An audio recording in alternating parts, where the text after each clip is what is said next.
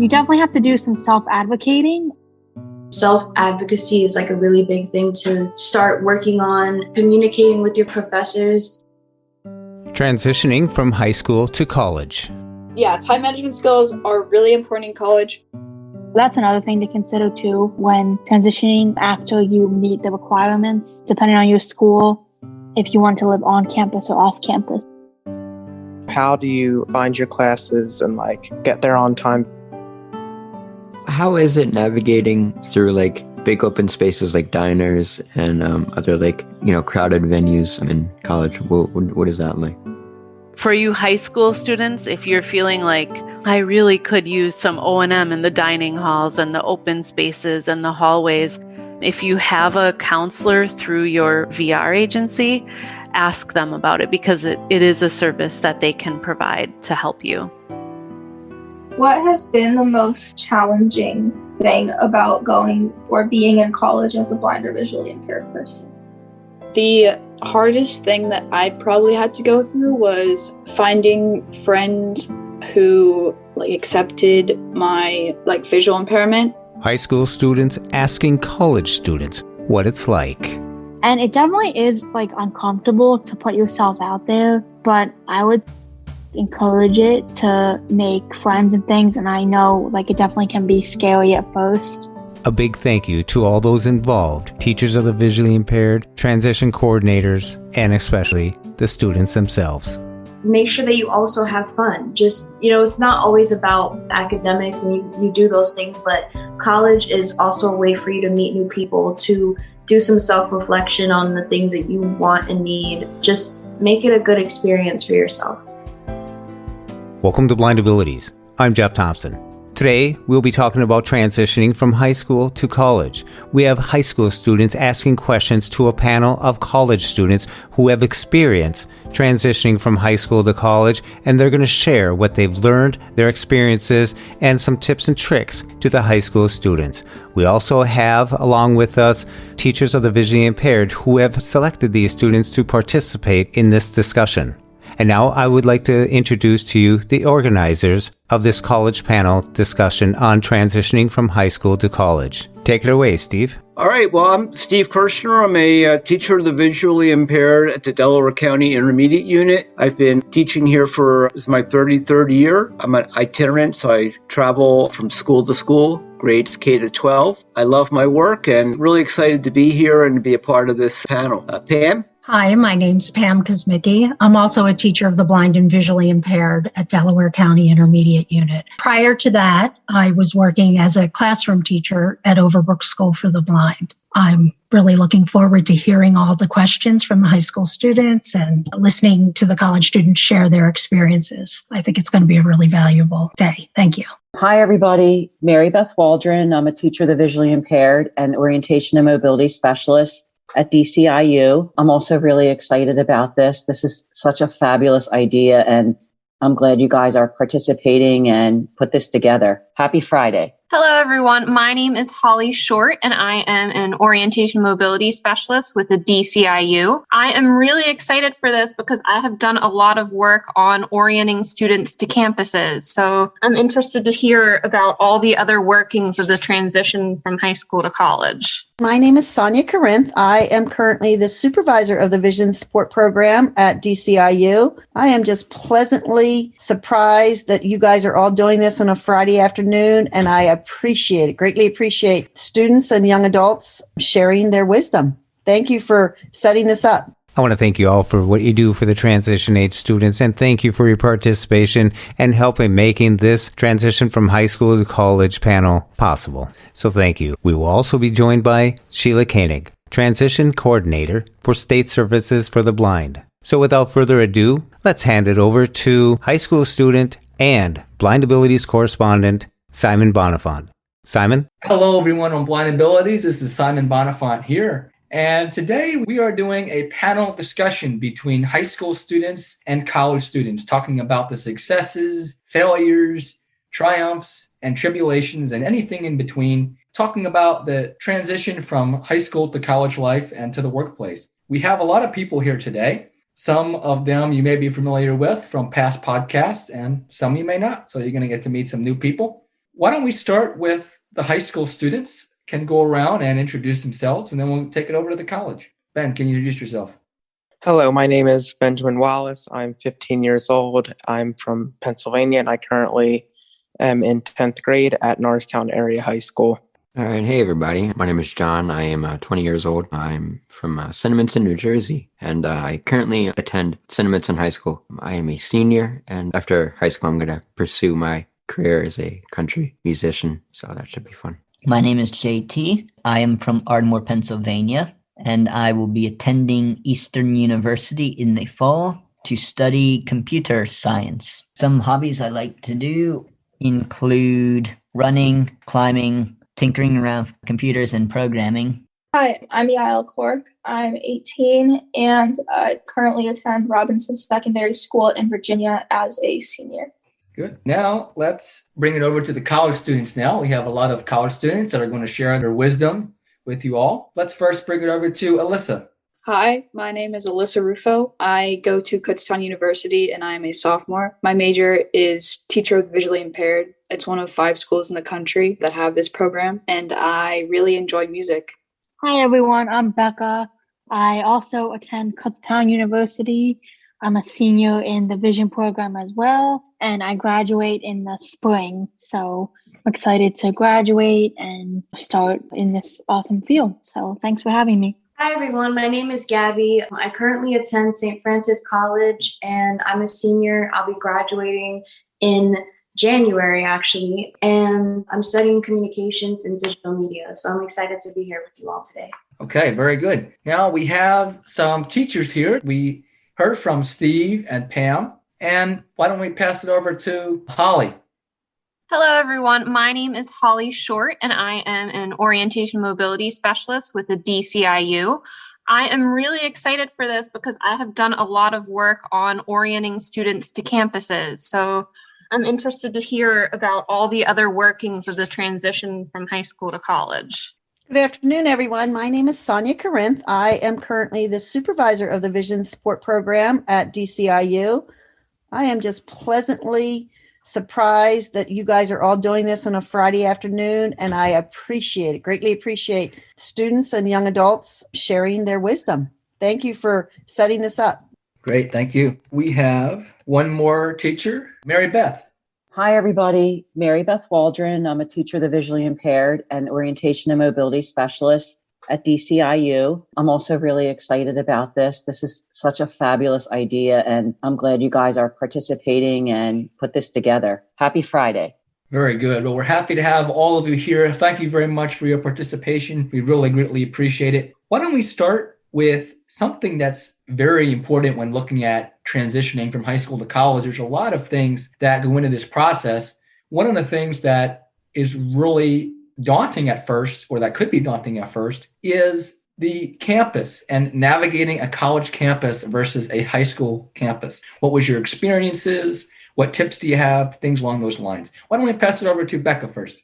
Hello. I would say transitioning from high school to college is definitely, it's kind of a long time since I thought about this, since I'm a senior now, but I remember when I was a freshman, it was kind of a lot at first because you had to get from one side of campus. Say, for example, Kutztown is divided into the north and south sides of campus. So on the south side, you have all the dorms and the dining hall, things like that. And on the north side, you have all the classes. And you definitely had to leave a little bit early because everything on Kutztown's campus is kind of spread out. Since Kutztown is in kind of like a rural area, it definitely was a lot at first. And I would recommend definitely making sure that you have your orientation and mobility set up in advance. And a good thing that may help too is to either have a tactile map or a map with high contrast, or if you're a Braille user, to write things down, like you cross this street and then you turn left, or you walk down this path and then you go towards the right, or something like that. Whatever works for you, but definitely it's a good thing to be on top of this now, just so you don't have to think about it all at once and you can kind of like plan it out so it's an easier transition. So I'm finished with my answer. Okay, great. That's great advice. Let's go to Alyssa. Yeah, going off of what Becca said, Kutztown is like North and South Campus. And what I always like to do is before the first day of classes, I always like to find my classroom before classes start, like the weekend we get there onto campus when we move in. I don't know if your specific college would let you go into the buildings of the specific where the classrooms are, but I believe some of our classrooms on campus or like the buildings on campus are open before like during that weekend. So I would usually go in there, find the classroom, make sure I'm familiar with the path to get there and can remember it so I can apply it to that day of class and I need to be there. Yeah, basically all of what Becca said was awesome advice and I second that. So great. And let's bring it to Gabby. At SFC, we have a very small campus, but nonetheless, like transitioning from high school to college is still like a big process for anyone. But I think when you are blind or low vision, basically what Alyssa and Becca said, I did a lot of O&M training before I went in. And I actually went in like a few weeks prior to actually, attending classes to kind of get myself oriented. And I met with my disabilities office and my dean of students at the time, just to go over like the layout, ask questions. So I highly suggest, like, if you already know what school you're going to be going to and things like that, I would say start doing those things pretty early so that you have an idea so that you're comfortable when you start. Okay, great. So why don't we bring it over to JT for a question?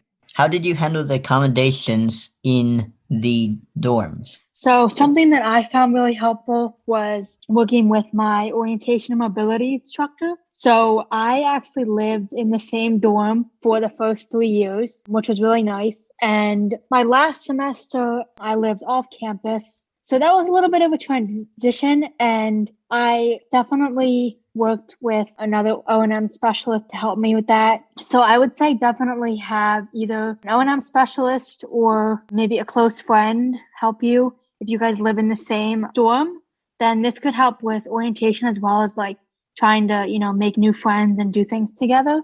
That's a really important part of college as well. What I would say is look into all of the dorms that the college has to offer and see what kind of types of rooms they have and like what the dorm has, like if it has an elevator or if it's like air conditioning, if you like air conditioning and stuff like that. If it's like a lot of floors, is easy to navigate? And like, is there a huge community bathroom or is it just like each room has a bathroom in it? Stuff like that. See what you prefer and think about what you would prefer and try and go off of that to pick your housing and try and get that housing as best as you possibly can and like contact the housing at your university to try and get those accommodations as best as possible. So I would say, although I don't dorm, I did do a lot of research and like I spoke to a lot of people with my residence hall just in case I ever did want to. Basically, I agree with what Alyssa and Becca both said. It's important to figure out the layout of the dorms and do your mobility instruction if you know that that's something that you really want to work on. And I think that having that be, figuring that out so that you know how to navigate to and from your dorm and in the residence halls. Yeah. Great. Something that goes along with dorms is roommates. How was your experiences with roommates and what tips could you give to maybe explaining to roommates your situation with being blind or just some tips on breaking the ice when first getting to know roommates and things like that? So I think that it's useful to find them on social media if they have social media, or usually like for Kutztown, you have this profile in like website. It's not the most accessible. So we just usually would email them and find their emails and then just email back and forth and then either give our phone numbers or social media out. And that usually helped to get to know them. I always find it easier to explain beforehand, and all of my roommates have been fine. They're, fine with me being blind and everything like that. And they don't really have problems. They would always ask, like, is it okay if I leave this here? Or they would always like keep their spaces clean so I wouldn't trip over things and things like that. As far as being like connected to your roommate, my freshman year, of college, my roommate and I met on social media, like Becca was talking about. We met on Facebook and we connected through that. And we're both like nice people and we both like got along very well throughout the year. But I kind of wanted a friendship and a roommate, and I didn't really get that too much from my freshman year roommate. We kind of just like, we respected each other very well, but we didn't like talk or like connect very much. So I would say meet them probably before college starts, so that you can, if you want a friendship with that person, like, and more connectability, I guess you could say, I would meet them in person and try and build a bond before you get to college. Some roommates you do connect like when you get on campus and you like actually hang out with each other. But in my situation, we didn't really connect too much, probably because we were in different activities like on campus and stuff like that. But I would definitely try to meet them in person before you get there and make sure you guys have like similar interests and stuff. With the website that Becca was talking about, there's this little quiz on there that tells you if you like compatible roommates. Try and sort out how you are compatible with that person. I mean, it's kind of illegal, but smoking and stuff like that, like if you're into smoking or drinking or whatever, and they're into smoking and drinking, like, or like other stuff, like if you're a clean person, if you're like a night person, or other characteristics like that, try and see if you're like compatible roommates, and like try and make sure you're compatible before you get onto campus, and to like decide fully if like it's a good situation or a bad situation. I have two of my closest friends, they both dorm, and the things that I've learned from them, I could say, is that definitely communication is key. And similarly to what both Alyssa and Becca said, they would often connect with their roommates through email or social media. And a lot of the time, like, they didn't really develop a lot of like friendships with them. But I know that it's really good to still be able to have that connection and be able to at least have a conversation with them when you get back to your dorm, and be friendly and, you know, build up that relationship, that friendship. All right, great. Why don't we take it over to Yal? The Disability Services Office at Kutztown is great. I actually work for them. I've worked for them for the past 2 years. I think they're awesome. They really, try to make sure that every student has everything that they need to be successful. And I think that in my personal experience, most of my professors have been really great with accommodations. Some professors don't really know much about technology, and they don't really understand accommodations, and they kind of think that just because things are online that they're accessible, and that's not necessarily true. And so I think you definitely have to do some self-advocating, and if that doesn't work, reach out to your school's disability services office. I would also say to communicate with your professors and make sure that you have all your accommodations, because usually you have to go through a process through your disability services office to request accommodations, and you get a letter where you have to give to your professors, and then they go over it and make sure that they understand all the accommodations and they can meet those accommodations and things like that. And sometimes you might have to work out alternatives. Like in this one class, I had to do maps, and so I can't read maps. So an alternative that I had to do was my professor would give me all the countries that I had to look up, and I would just say where they're located, and that usually helps. So I'm still completing the assignment. I'm just doing it in an alternative way. Like Becca said, our disability services at Kutztown is really amazing. One example that I had literally this past week was that, I don't know about other universities, but at Kutztown you can have a peer note taker, that if you are unable to take notes or just don't take as good notes because you're trying to focus on so many things during a lecture, that you can't take down every single note, like what's on the board and what the teacher's saying. It's very difficult. So I had requested a peer note taker for 3 of my classes, and they could not find a peer note taker at the moment for my classes. So they contacted me again and let me know that other services that I could get as alternatives takers, such as a smart pen, which I've never heard of. It's this cool notebook that you can write in it and you can record the lecture while you're writing notes. It's pretty cool. I would look into it. And another app called Otter AI, I believe, where you can record a lecture and transcribes the whole lecture for you. That's a really cool thing I have now. It can have up to 600 minutes for free. And then I think you have to pay for that after the 600 units up. The other things I would like to say about that question is definitely get the services that you need early when you're transitioning into college, because it takes a little bit of time to write in all the forms that you need and then turn it into the disability services and then have them process the information and then have a meeting and then have the disability services be implemented and have the letters ready for you to get to your professors. Don't do it last minute. Don't procrastinate about it. And yeah, most of my professors have been great, the services that I've gotten. One example that I've seen in the classroom is when there's another blind student in one of my classes, and the professor showed a video, and the professor knew that she was blind because she had services. So the professor walked over to her and explained what was happening in the video while the video was going on. And I thought that was just really great that he did that, and I've never seen anyone else do that. Similarly to Becca and Alyssa, I never really had like a big issue with my accessibilities office. I would say that I've had really unaccommodating professors. I feel like it happens like almost every semester for me, but I think, like Becca had mentioned, self-advocacy is like a really big thing to start working on. Communicating with your professors, communicating with your accessibility office.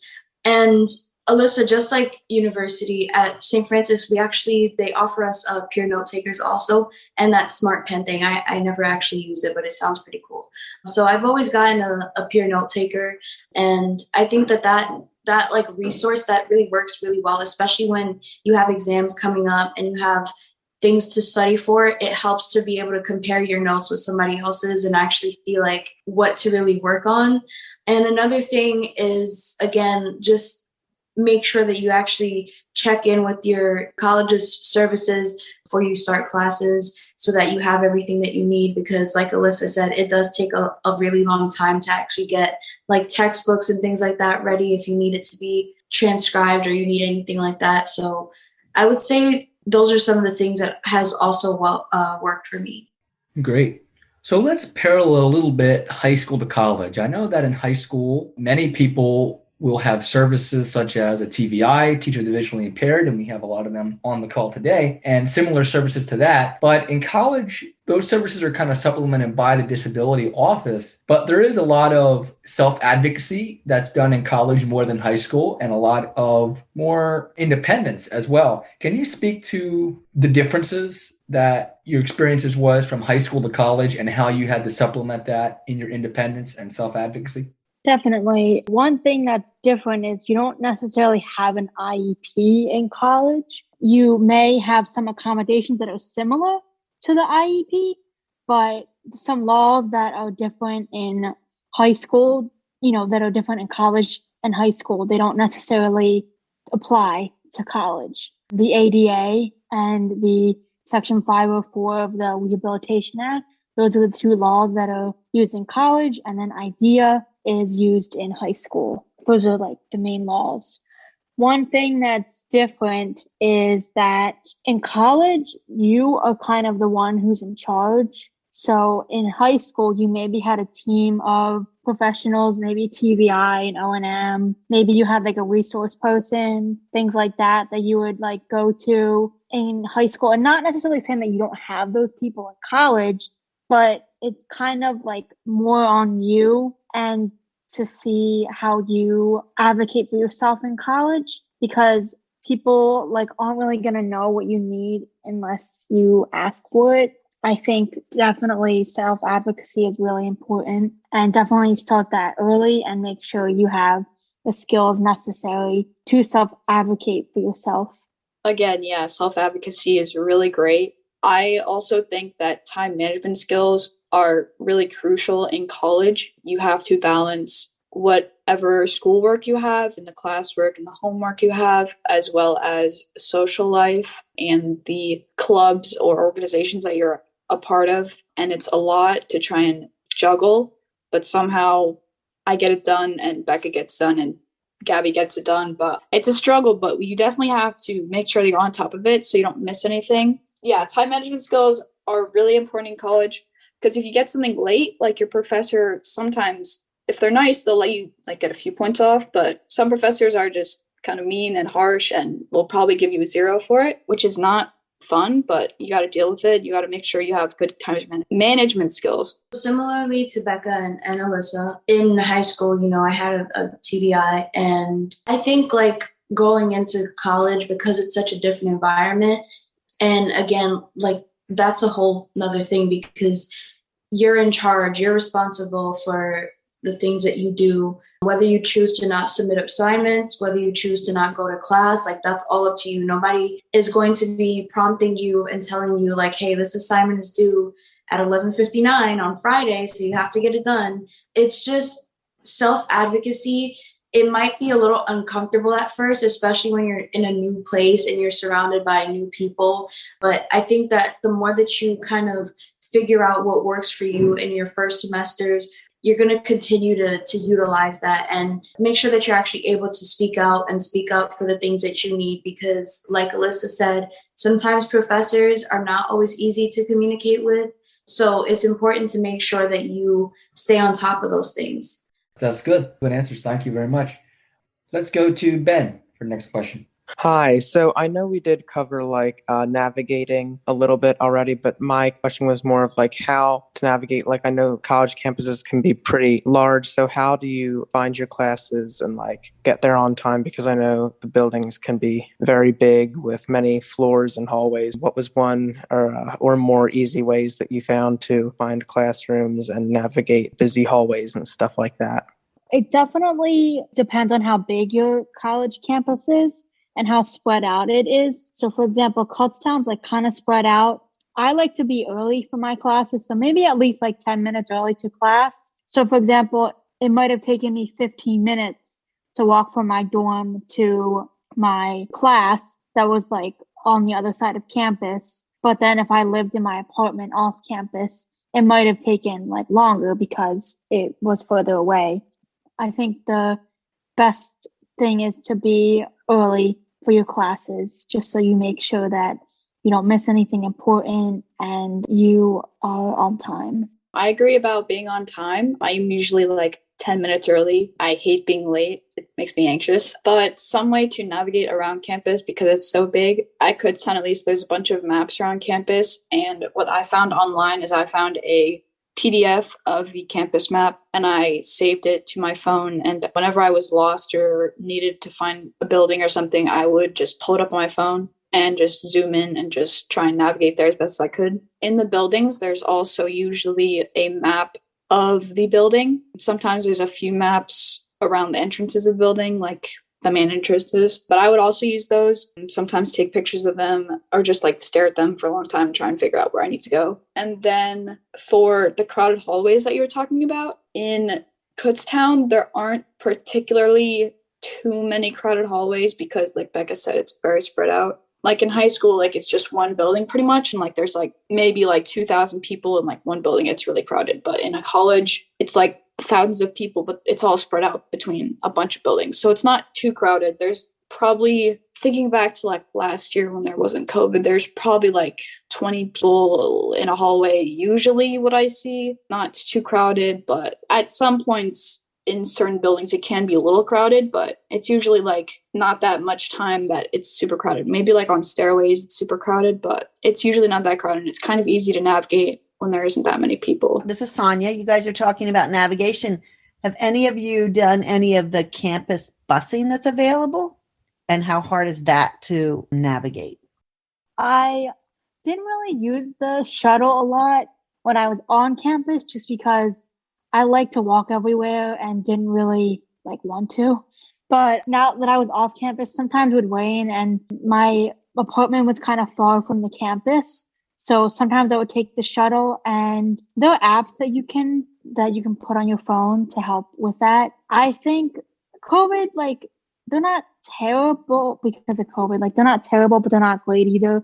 Sometimes they wouldn't arrive on time, which is not really fun. As an alternative, you could always call your like union building where they have all the different activities. You could ask, I'm waiting for the shuttle. It says it's supposed to be here at this time. I was just wondering if there was a change in the times to figure it out, because sometimes that does happen and that is frustrating. That's something else to consider, because some colleges do have you live on campus for a certain amount of time. And I miss living on campus, even though I honestly hated the food on campus, but I definitely enjoyed it more because everything was right there.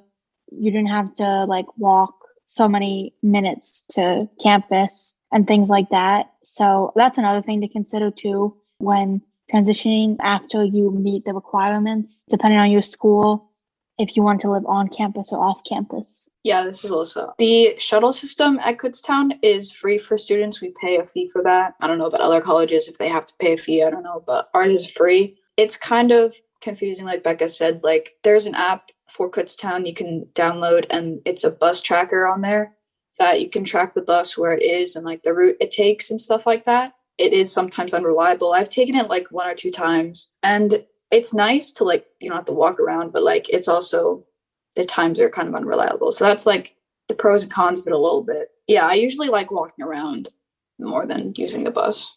In response to the first question, for me, what I usually try to do is, time management is such a big thing. And I think that I really learned more about that as I kind of went through my college and things like that. But I would definitely say like try to get to class or try to get to your campus at least like 10 to 15 minutes early. Usually I would arrive like 15 minutes early and I would just like sit in the cafeteria, grab breakfast, like get coffee, and then I would head to class. And I would always try to get there like at least 10 to 5 minutes before the class started. In response to the second question, our dorms are pretty close to the school. They're only like a few blocks over. So everybody, where my school is, it's in a like city area. So there's a lot of places like food spots and things like that around there. So everybody basically just walks to campus or they take an Uber or, they come with a friend. So we don't really have like a bus transport system. Great. And thank you, Sonia, for the question.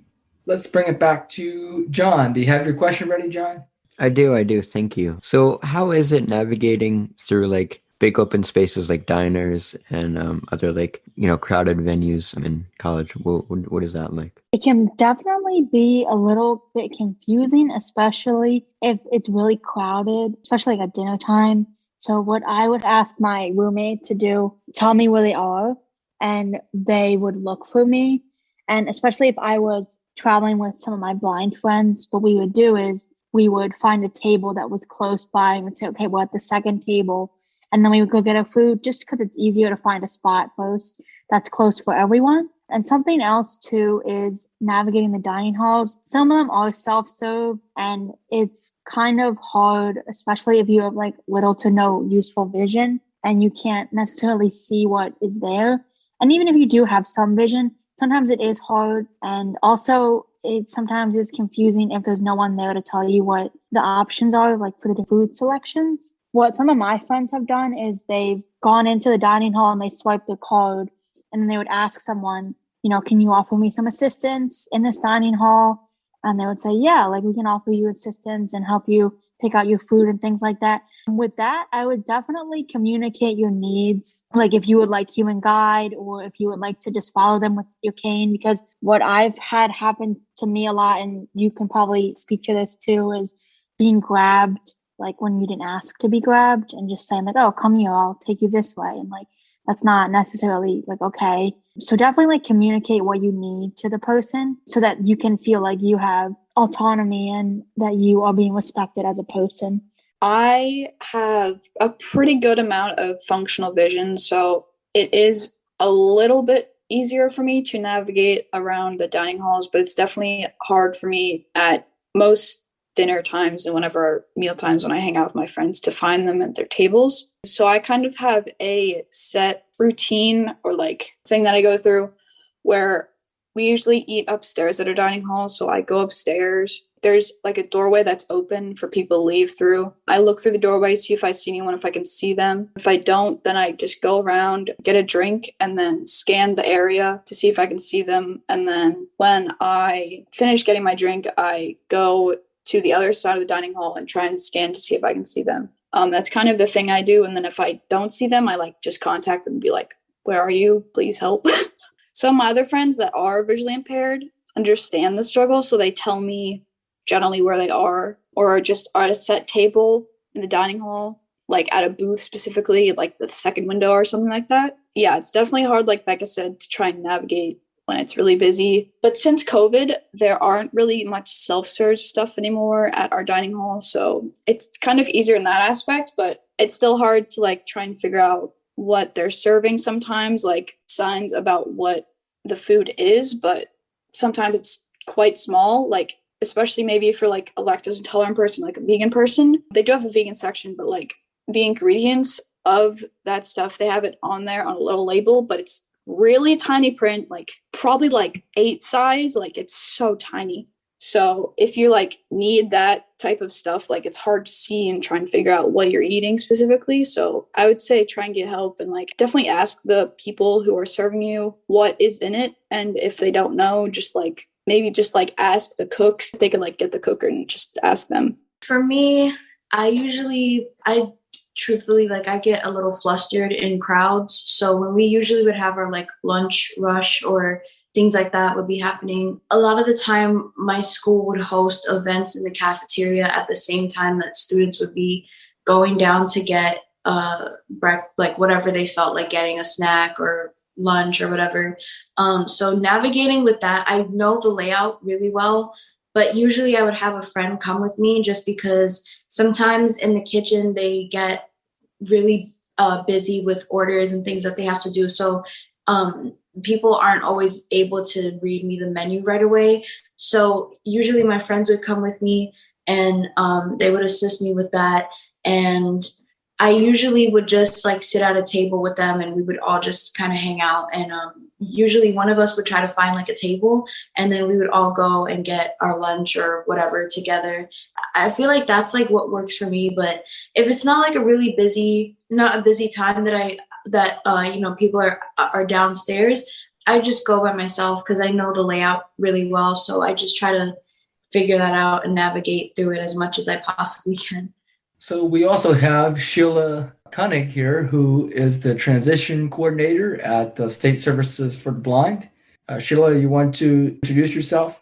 Yeah, absolutely. And first, I have to tell you that I was thinking that this meeting began at 3:00 Central Time. And like one of the students mentioned, I always like to be early. So at about 2:53, I hopped in thinking, all right, I've got 7 minutes to, troubleshoot anything that comes up. But I popped in and you were all midstream. So I really apologize. I'm not a person that likes being late. And I do appreciate you being able to still get me in for some of this. So I am the transition coordinator at Minnesota State Services for the Blind, which is a vocational rehabilitation agency. A lot of you might be familiar with those kinds of services. Right now, we're especially working with students who are younger. And I just wanted to be able to tell you some of the things that we can provide, because every state has these agencies. Some of the things that we can do to help you as you're transitioning from high school to college. So I just have ABC because, we're talking about school and why not do ABC? So one of the things that we can do is to connect you with other adults who are blind or low vision or deafblind. For a lot of the students that I meet, they are unsure about how to do things. They're unsure about what jobs they might want. They wonder what college is like, and exactly what you're doing here today by having those students in college share their experiences are things that vocational rehabilitation can do as well. Whether it's setting up like a job shadow, we also have a program that's a college shadow. So you would be able to virtually meet, if you're a high school student, you'd be able to virtually meet a college student and kind of follow them around as much as you can do that in pandemic times for a day to see what life at college is like. I know myself as a blind person struggled with growing up and not knowing any other blind people. I really struggled with, how am I going to do things? How am I going to have the career that I want? And it wasn't until I actually met other blind adults who were out there doing it that I realized it was possible. So a lot of vocational rehabilitation agencies have different kinds of mentoring programs. And I just really encourage you to reach out and learn about those. The B is blindness skills, is kind of what I call it, but it's things like assistive technology. How are you going to access print? Things like orientation and mobility and independent living. I heard a couple of questions about O&M, and it made me think that I wanted to remember to say that we in the VR is what I'll call it, agencies can help to provide that on your college campus. One of the things that we do at State Services for the Blind is identify all the students who are going to be graduating high school seniors, and then we connect with them throughout the year to make sure that they have any O&M that they need, that they have any assistive tech that they need, and we can actually work with them on their college campuses. So for you high school students, if you're feeling like, I really could use some O&M in the dining halls and the open spaces and the hallways, if you have a counselor through your VR agency, ask them about it, because it is a service that they can provide to help you. And then the C is careers. As I mentioned, a lot of people aren't even really sure, what do I want to do? And in part, it's because we're thinking, well, what can I do as a person who's blind? The VR agency is designed around helping you find your career and helping you reach your employment goal. So whether it's connecting you with people for informational interviews or maybe doing some interest inventories, we're all about really helping you explore those career opportunities. Because of new legislation, we can start working with people at earlier ages. In Minnesota, it's age 14. And we're really all about helping you connect with peers and getting those skills. I think the college students have really been sharing a lot of wisdom, and I appreciate you just being able to get me in. So thank you. Going off of that for a second, this is Alyssa. Make sure what Sheila said about the vocational rehabilitation services that you can get from the Bureau of Blindness and Visual Services in Pennsylvania. You can get financial aid for college from the agency. They can also help you find internships for your field and a bunch of other vocational rehabilitation needs. So make sure you register for that and get in contact with a counselor just to make sure that you can get financial aid. Everyone wants free money. And you can also get like cool technology. Like I got an iPad Pro from the BVS because I needed it for college. So there's just some really cool services that you can get from the BVS in Pennsylvania. And that's a really good point. We can often help out with things too, like textbooks or like potentially paying for some of the housing costs too. So yeah, thank you for that. Great. Sheila, why don't you talk about how people can prepare in terms of their blindness skills going into college and some tips in that area? Yeah, absolutely. And I know every state is a little bit different in terms of what programs they have. So I can speak to Minnesota. We have a couple of programs that are year-round programs for teens. Basically, they start as early as age 14. And we have 3 different adjustment to blindness centers is the term that we use. We have 3 different adjustment to blindness centers in Minnesota. And at those centers, students can learn skills like Braille, assistive technology, home management, orientation and mobility. So the programs that go on throughout the year for students specifically happen outside of the school day. When we were in person, they would meet over weekends throughout the year. And now that they're virtual, they do a lot on Zoom throughout various evenings. But I know that each state has these training centers. And if you're thinking, oh my gosh, I really need to learn all of those skills, then maybe going to a training center is the place for you. We also have what are called itinerant vendors. And so that would be like one person who could come to your community and help you. So maybe you're thinking, well, I don't need all of those skills, but I really could use some orientation and mobility. That person could come to you and you could practice it right there. So there are a couple of different ways to get those skills. Can I just jump in there off of what Sheila said about different programs? So in Pennsylvania, the Bureau of Blindness and Visual Services, as well as other agencies, have a summer program that's called Summer Academy. It's at Penn State. So because of COVID, they had to transition to virtual settings. I'm not really sure if it's still going on this year. I don't know if it's going to be virtual, or I'm not really sure what is going on with that. But at this program, you learn skills that can help you transition from high school to college. So it's independent living skills. You live on a college campus. You go to eat in the dining halls. You learn about assistive technology, O&M skills, vision rehab therapy skills. And you just learn kind of what it's like to transition to college. And there was also a junior program for those students in middle school, and they learn pretty much the same areas. It's just might be a smaller time because they are still middle school. So the one at Penn State is 2 weeks program, and it's a great program. I went as a student and I worked as an RA for 2 years, and I thought it was awesome. Hopefully COVID gets better. Definitely consider checking that out. I want to add to what Becca was saying. Similarly to what they have at Penn State, we have something like that out here in New York. It's not in New York, it's upstate, in Purchase.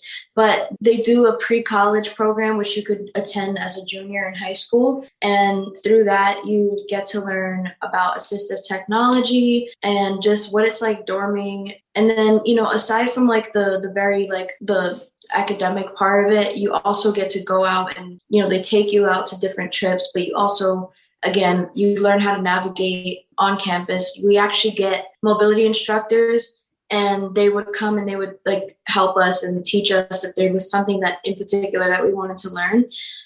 Similarly to that, there's another thing called VCV. I don't know if they're doing it this May. I did one back in May last year, but that was more towards jobs, but they have various ones that you could look up. And I think Alyssa had mentioned it about the services that they have out in Pennsylvania. We get to do out here, we could do a tech evaluation.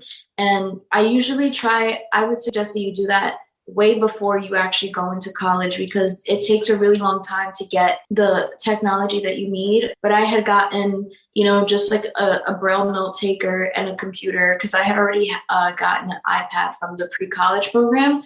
So if those are things that you've been thinking about, definitely start getting a head start on those things, because the process and getting your technology can be a while. So. And this is Sheila. Just to add to that, there are a lot of summer programs also just based on particular student interests. So there's a space program. I can't remember which state that's in. There is a STEM program that usually happens in Baltimore. There are programs, if you're thinking about maybe getting a guide dog, where you can go to kind of test that out for a little while and see what that's like.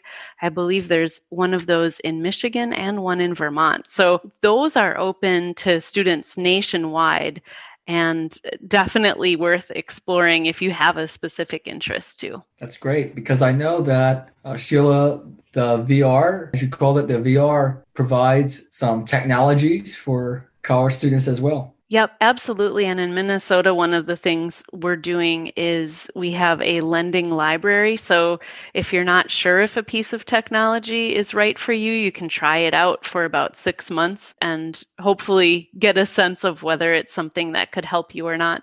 I don't know if other states have those kind of lending programs, but definitely VR is part of what we want to do, or all of what we want to do, is to support you in being employed and independent. And having assistive technology is a big piece of that. Tech Owl through Temple University has a great lending library that's really worth looking into. And also Patan also has a lending library if you guys need information. But I'm sure your TVIs can help you with that, or your guidance counselors for the OVR application too. I was just going to mention that as well.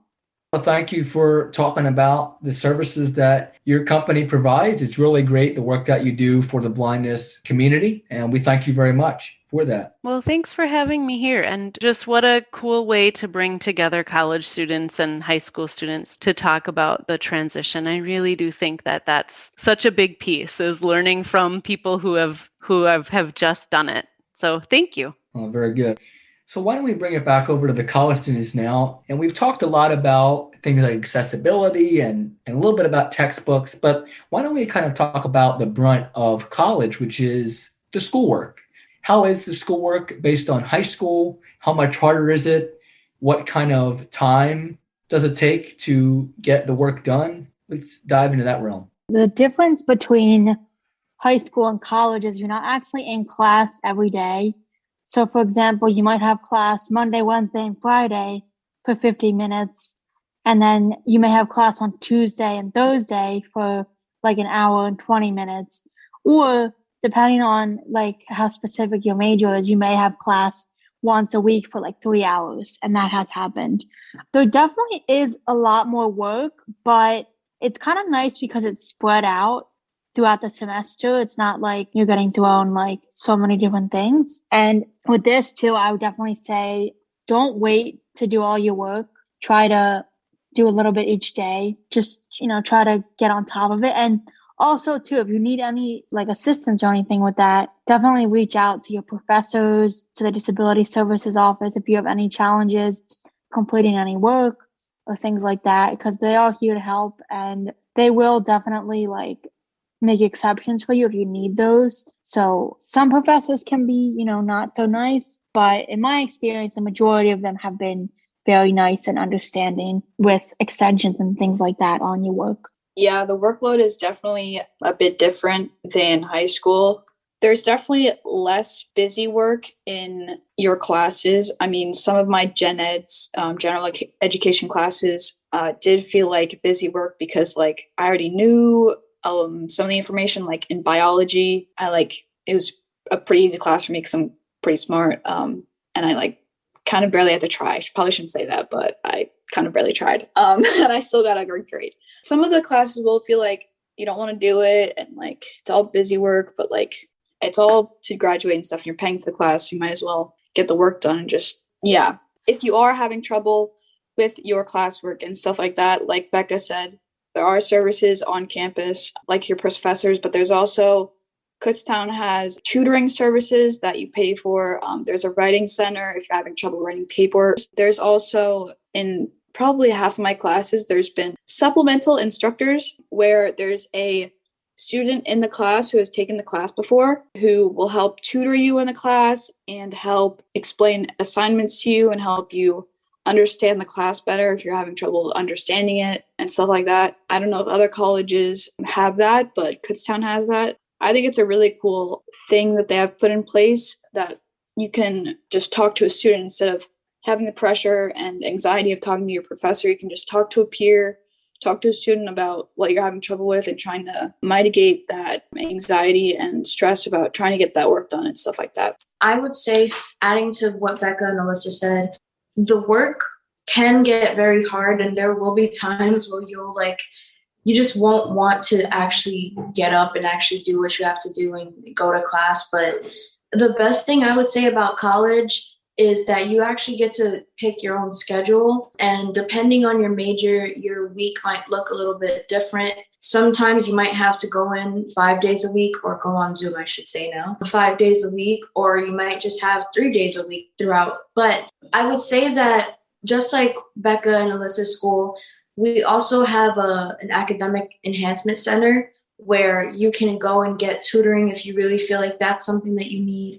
I try to go get tutoring, especially when I have exams coming up that I really don't feel confident about. They also have a writing center, which is in the same area, that if you are writing, doing essays and things like that, you can go and they can help edit it. And another thing is definitely just communicate with your professors, communicate with your Office of Accommodations, because again, like they can definitely help you and give you extra time if that's something that you really feel like you need. Yeah. Okay, great. Why don't we bring it around and go around again through the high school students that we have for maybe one more question? Why don't we go to Yal? What has been the most challenging thing about going or being in college as a blind or visually impaired person?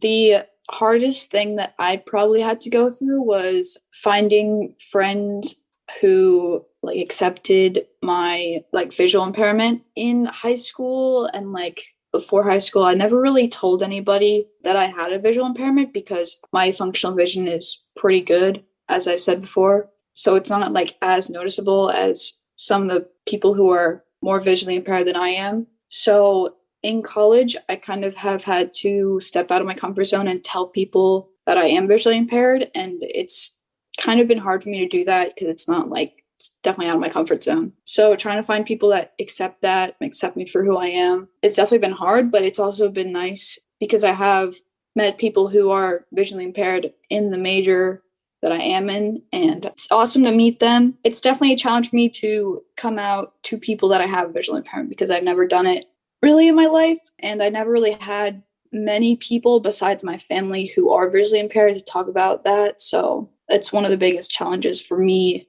I would agree with Alyssa. I feel like I had the same issue.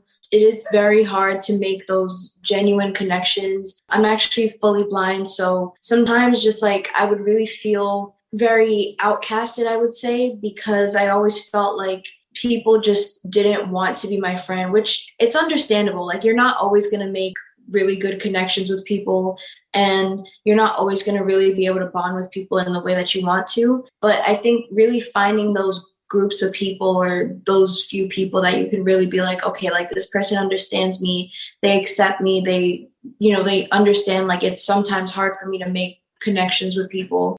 So I've had a lot of people that were just genuine, and I feel like it's been an interesting experience for me in my college. I would also say just reaching out to people, especially when I make friendships, because sometimes, as a person who is completely blind or even without whatever visual impairment you have, you also just don't want people to feel you don't want them to pity you or think that you need extra help, because sometimes you just genuinely want to be around those people and hang out with them. So it does get a little bit anxiety inducing for me. I try to find the positives in it and just understand maybe starting out, it's going to be rough making those connections. It was for me at least.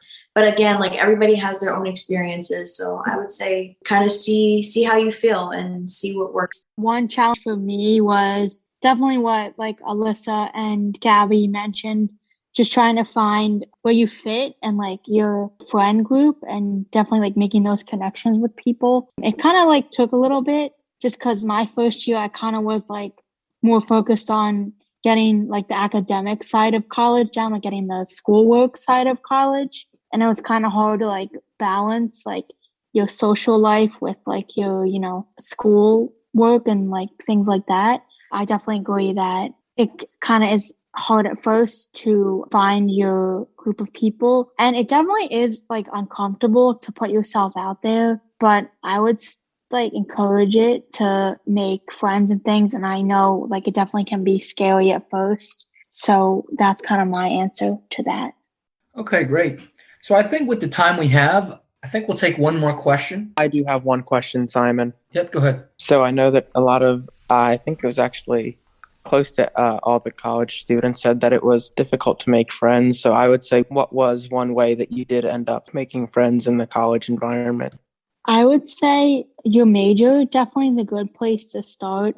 I know in the vision program, our major is really close knit and there's not many of us. So I would say definitely reach out. Well, it may depend on how big your major is, but I think it definitely helped that ours was kind of small. And another thing too is attend events on campus, they have movie nights, or if they have different social hours and things like that. I would say definitely attend those. And even if you're in your classes, it's kind of hard online, but in person, if you talk to people who are near you, around you, that's a good way to make friends as well. All right, good. I want to touch on one more point. We did talk about technology a little bit earlier, but let's kind of dive deeper a little bit into what technologies you use for different classes. And specifically, how is technology helpful to you when reading textbooks and filling out questions and doing assignments and things of that nature? I use a variety of technologies. So I'm a Braille reader as well as a screen reader user. So I use Mac OS, I use Windows, I use iPad OS, iOS, and the Braille Note Touch to complete all of my assignments. It kind of depends on what device I would like to use during the courses of my classes. For example, I may take notes for a class on my Braille Note and then transfer those to a computer if I need to write a paper on it or something like that. Or I may take notes on my iPad and, use that. And usually for papers, I use a computer just because it's the easiest way that I found. You have like more functionality with the keyboard and you can spell check and things are just kind of easier to do on the computer. I have found that the easiest way to access my textbook is using my iPad. I can use apps like Voice Stream Reader or Dolphin Easy Reader to access my books. And I love Bookshare. I use it all the time. I think it's just an awesome resource. If you don't have it, definitely I would encourage you to get it. I also answer questions like on quizzes, usually on my computer. That's just the easiest way. So we usually have quizzes through our campus's learning management system, and that's how we access all of our quizzes.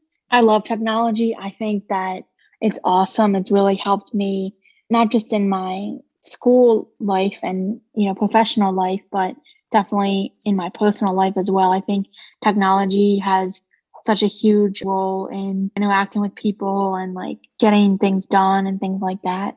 As I said earlier, I have an iPad Pro that I primarily use for school. I also have an iPhone that I can use. I have a smart pen that I got from the university about a week ago.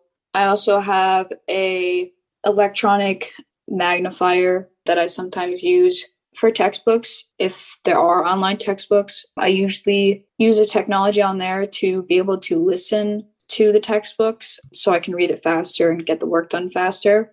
I found out ways that I can take PDFs that the professor tells us to read. Maybe there's a paper I have to write and I have to read a resource that is a paper. I use the app Speechify. It's really cool. I really like it. It's for free.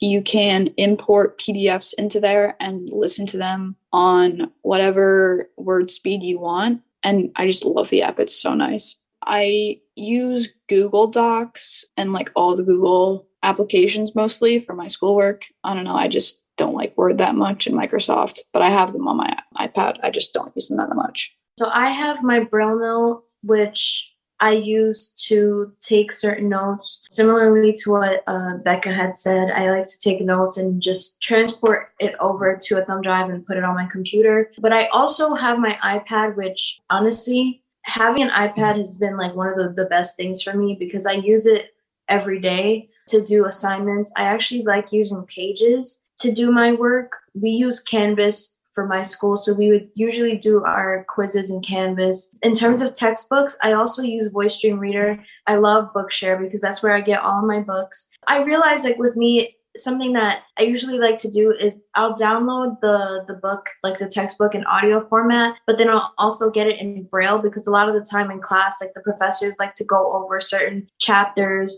So I like to participate, but also it feels like for me, especially because there's more things to kind of focus on, having it be in Braille, I get to really, I guess, maybe understand it a little bit better. But I think, and then I have my iPhone, so I have like Voice Stream Reader. I have a whole bunch of productivity apps on there too. If I'm like on the go and I need to take care of like an assignment, then I'll just type something up and submit it. Yeah, that's pretty much what works for me. So do you, and many of you have been virtual probably, but when you're actually in a live classroom, do you find space is an issue for the devices that you have? Because I know a lot of the desks can be small, or do you have to advocate for extra space for any devices that you need to have in the classroom? So for me personally, trying to think back to when I was like actually in a classroom. Or all the things you have to take with you, is it hard to have everything with you that you need? So I'm one of those people that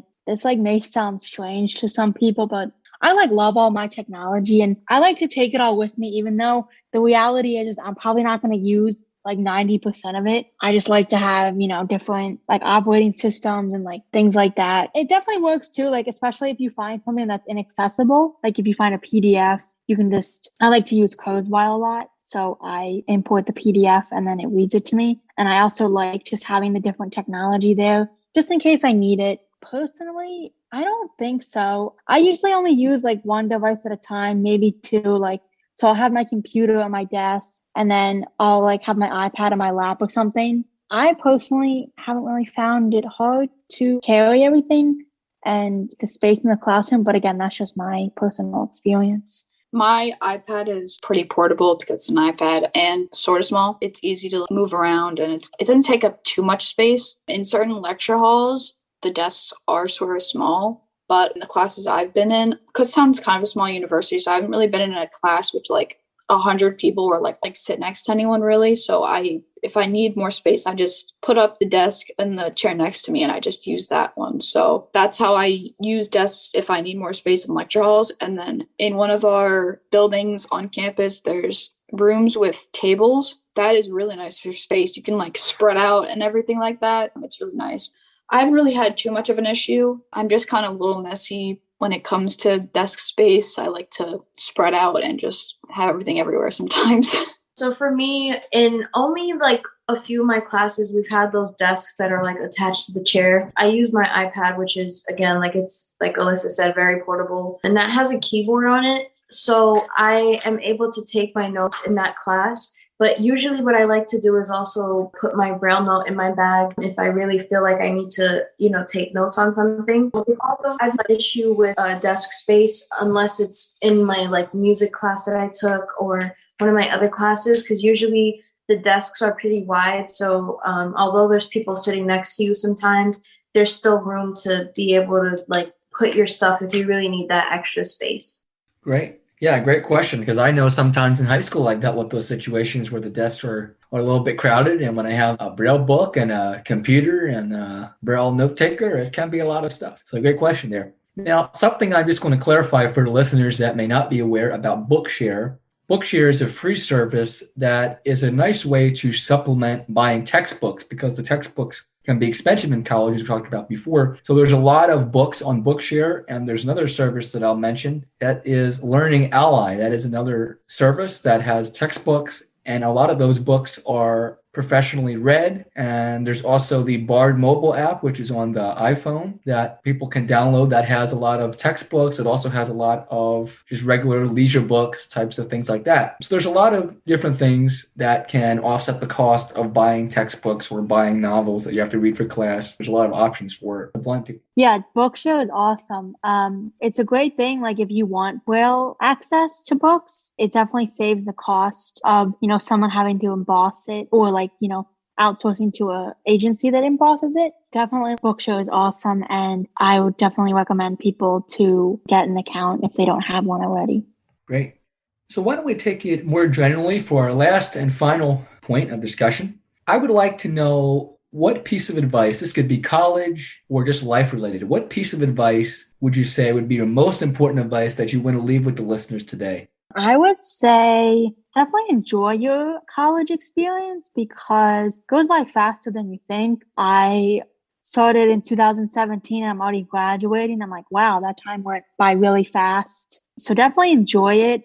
College is awesome. I definitely have enjoyed college a lot more than high school, to be honest. I feel like I personally have had a lot more independence and like freedom to kind of, get to know myself and other people and like learn so many different things. That's a great thing about college. And another thing about college is you can start and stop like whenever is convenient for you. And, if you like take a semester off or like a gap year or something like that, it'll always be there for you when you need it. And like if you would like to go back and get your degree. So it's definitely great. And I have definitely enjoyed my, experience at Kutztown.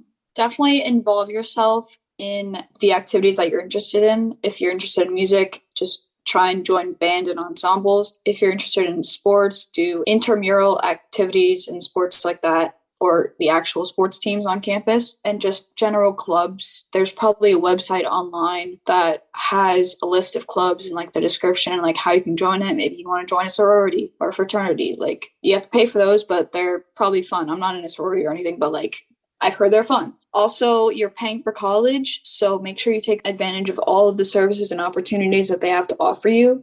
I would say for me personally, I did a lot of like events and stuff my first 2 semesters. One thing I would say is don't overload yourself. Make sure you check in with yourself and okay, do I feel good? Do I really want to attend this event today? But also stay active on campus. It wasn't until like my sophomore year that I really started getting involved in clubs, and that's when I was able to meet more people. Basically what Becca and Alyssa both said, make sure that you also have fun. Just, it's not always about, it is very important that you pay attention to the academics and you do those things, but college is also a way for you to meet new people, to do some self-reflection on the things that you want and need. Just make it a good experience for yourself.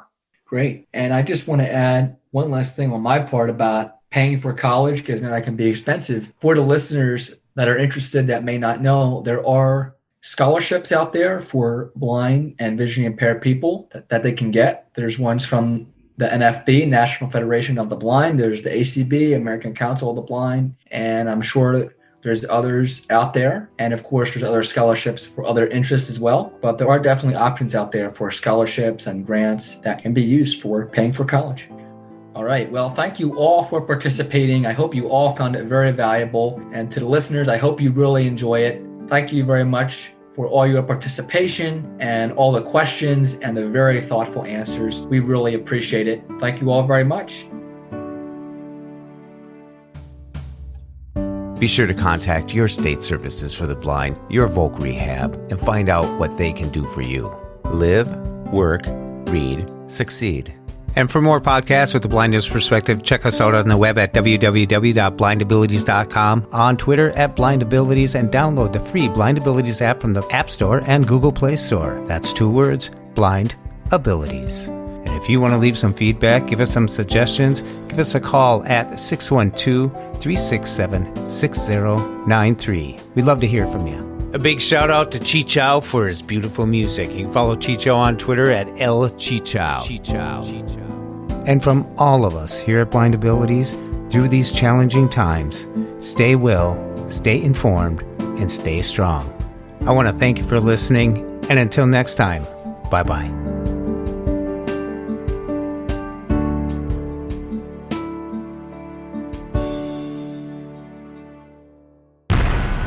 When we share what we see through each other's eyes, we can then begin to bridge the gap between the limited expectations and the realities of blind abilities. The realities of blind abilities.